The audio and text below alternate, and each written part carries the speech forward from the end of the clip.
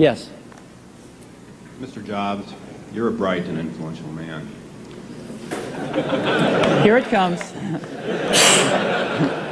It's sad and clear that on several counts you've discussed, you don't know what you're talking about.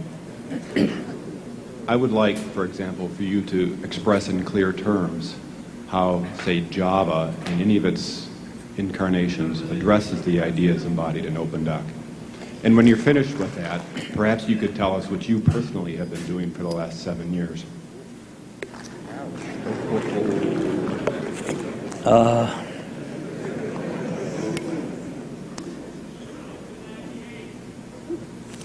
You know, you can please some of the people some of the time, but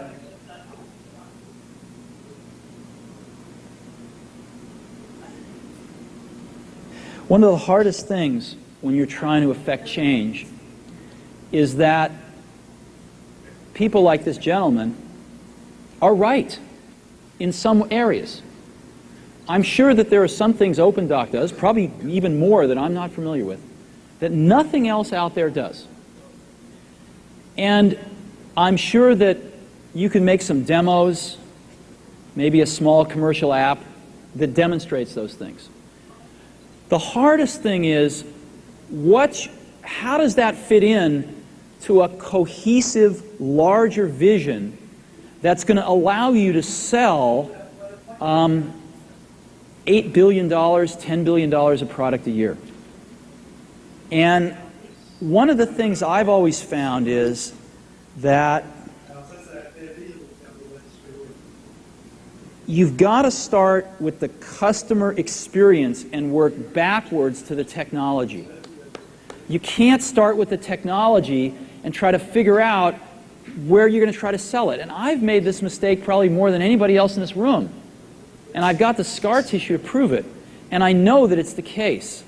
And as we have tried to come up with a strategy and a vision for Apple,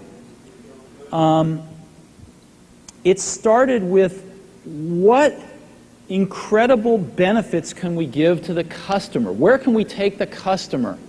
Not starting with, let's sit down with the engineers and figure out what awesome technology we have, and then how are we going to market that.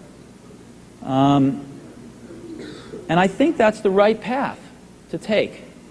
I remember with the laser writer,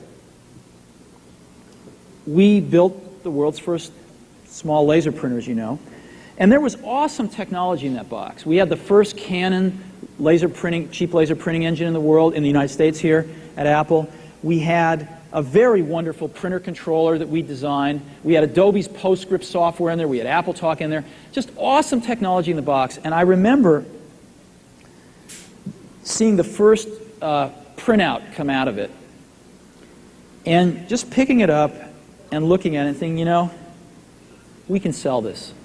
Because you don't have to know anything about what's in that box. All we have to do is hold this up and go, do you want this? And if you can remember back to 1984, before laser printers, it was pretty startling to see that. People went, whoa, yes. And that's where Apple's got to get back to. And, you know, I'm sorry that OpenDoc's a casualty along the way, and I readily admit there are many things in life that I don't have the faintest idea what I'm talking about.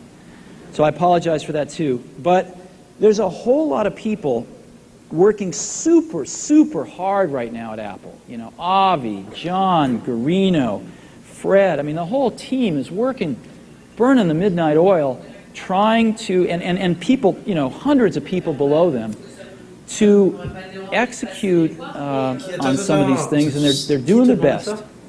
And I think that what we need to do, and some mistakes will be made, by the way. Some mistakes will be made along the way. That's good, because at least some decisions are being made along the way. And we'll find the mistakes, we'll fix them. And I think what we need to do is support that team going through this very important stage as they work their butts off. They're all getting calls, being offered 3 times as much money to go do this, do that. The valley's hot. None of them are leaving. And I think we need to support them and see them through this and write some damn good applications to support Apple out in the market. That's my own point of view. Mistakes will be made.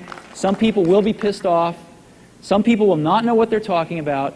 But I think it is so much better than where things were not very long ago. And I think we're going to get there.